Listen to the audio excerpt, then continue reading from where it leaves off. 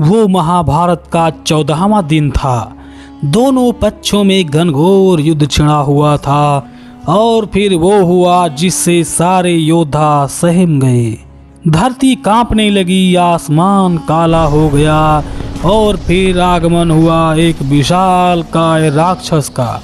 वो राक्षस घटोत्कच से भी भयानक था। उसकी आंखें क्रोध में लाल थीं और चारों तरफ तबाही मचाता हुआ वो राक्षस भीम के सामने आ खड़ा हुआ। वास्तव में वो राक्षस कोई और नहीं बल्कि भीम की पत्नी हिडिंबा का प्रेमी था।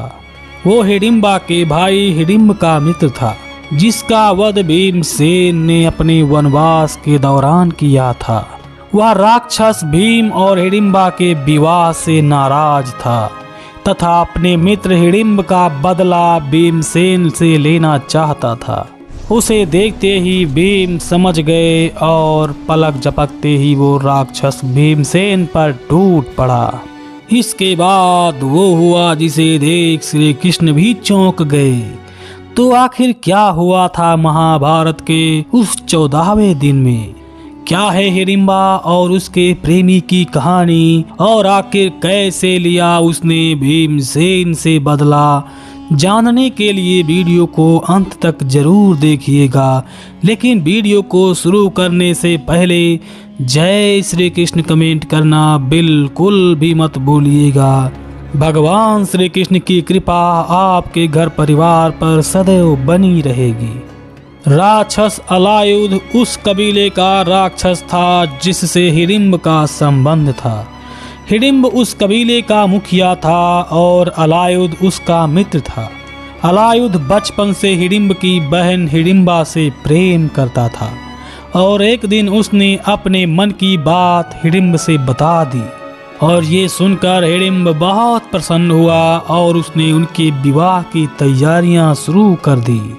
लेकिन उस समय अलायुध के माता पिता लंका गए हुए थे, इसलिए अलायुध अपने माता पिता को लेने लंका चला गया।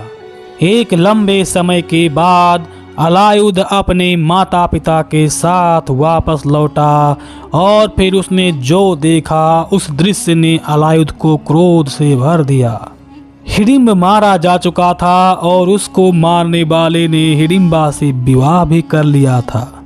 यही नहीं, उनको घटोत्कच नामक एक बच्चा भी था जो मायावी रूप से रोज बढ़ता जा रहा था। ये देख अलायुध बदले के लिए बेचैन हो उठा और उसने भीम के विरुद्ध अपने कबीले को संगठित करना शुरू कर दिया। लेकिन कबीले वालों ने उनका साथ नहीं दिया, क्योंकि हिडिंब के बाद हिडिंबा उस कबीले की मुखिया बन गई थी। इसलिए अपने अपमान का घोट पीकर अलायुध उस कबीले को छोड़कर बाहर चला गया। अलायुध भले ही कबीले से दूर था, लेकिन उसके मन से बदले की भावना समाप्त नहीं हुई थी तथा वो दिन रात भीम व उसके बेटे घटोत्कच को खत्म करने के बारे में सोचता रहता था। तभी उसे एक दिन सूचना मिली कि हिडिंबा कबीला छोड़कर कहीं दूर जा चुकी है। इसलिए कबीले को अपने वश में करने के लिए अलायुध कबीले वालों से मिला, लेकिन किसी भी कबीले वाले ने अलायुध की बात नहीं मानी, जिसका कारण था घटोत्कच। हिडिंबा के बाद घटोत्कच उस कबीले का मुखिया था जो कभी कभी उनसे मिलने आता था। घटोत्कच अब बहुत बड़ा हो चुका था और कबीले वाले उसके विरुद्ध में नहीं जा सकते थे, इसलिए उन्होंने अलायुध की बात नहीं मानी। लेकिन अलायुध विचार का पक्का था, वो हर हाल में भीम को मारना चाहता था। इसलिए इस बार उसने अपने बुद्धि का प्रयोग किया और घटोत्कच से मिलने गया।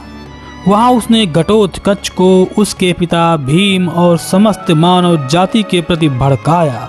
उसने घटोत्कच को बताया कि उसका पिता एक राक्षस नहीं है, इसलिए उसे अपने पिता का वध कर देना चाहिए।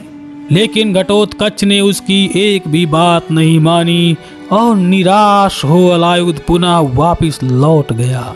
एक लंबे समय तक अलायुद्ध अपने क्रोध और बदले को अपने अंदर समेटे रहा, लेकिन उसे वो सूचना मिली जिसने उसे बेलगाम घोड़ा बना दिया, क्योंकि अब वो खुलकर भीम से युद्ध कर सकता था। उस समय कौरवों और पांडवों का महाभारत का युद्ध छिड़ा हुआ था। वर्षों से अलायुद्ध इसी मौके की तलाश में था और महाभारत युद्ध के 17वें दिन वो भीमसेन से जा मिला।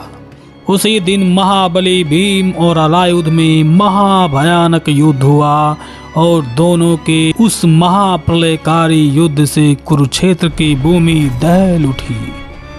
अलायुद्ध की आंखें क्रोध से लाल थीं तथा उसके मन में हिडिंब के मृत्यु का दुख था। वो जब जब भीम पर प्रहार करता उसे हिडिंबा से अपने बिगड़े संबंध की याद आती और उसके सामने बार बार घटोत्कच का चेहरा नजर आता।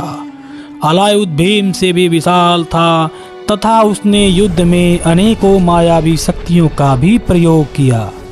इसलिए अलायुद्ध के सामने ज्यादा समय तक भीम टिक नहीं पाए और उन्हें हार का सामना करना पड़ा। भीम अपनी इस हार से क्रोधित हो उठे, लेकिन वो इस बात को भी जानते थे कि वे अलायुद्ध को हरा नहीं सकते। इसलिए भीम ने अलायुद्ध से लड़ने के लिए अपने बेटे घटोत्कच को बुलाया। भीम के बाद अलायुद्ध का घटोत्कच से सामना हुआ, लेकिन घटोत्कच ने अपना आपा नहीं खोया। घटोत्कच को उसकी माता हिडिंबा से शांति और एकता की शिक्षा मिली थी।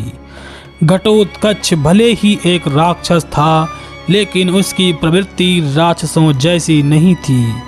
एक राक्षसी कबीले का मुखिया होने के नाते वह अन्य राक्षसों को भी यही शिक्षा देता था कि सभी राक्षस मिलजुल कर रहें और आपसी संघर्षों को खत्म कर दें।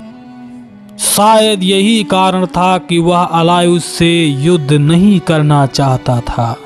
घटोत्कच अलायुद्ध को अपना रिश्तेदार मानता था, लेकिन अलायुद्ध घृणा की भावना से भरा हुआ था और वो गैर राक्षसों से नफरत करता था।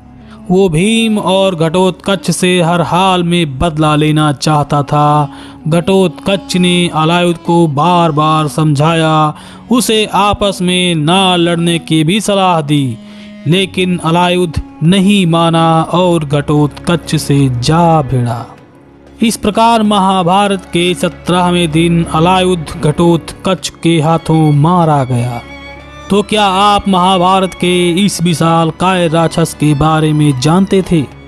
हमें कमेंट करके जरूर बताइएगा और अगर वीडियो पसंद आई हो तो इसे लाइक शेयर कर चैनल को सब्सक्राइब करना बिल्कुल भी मत भूलिएगा।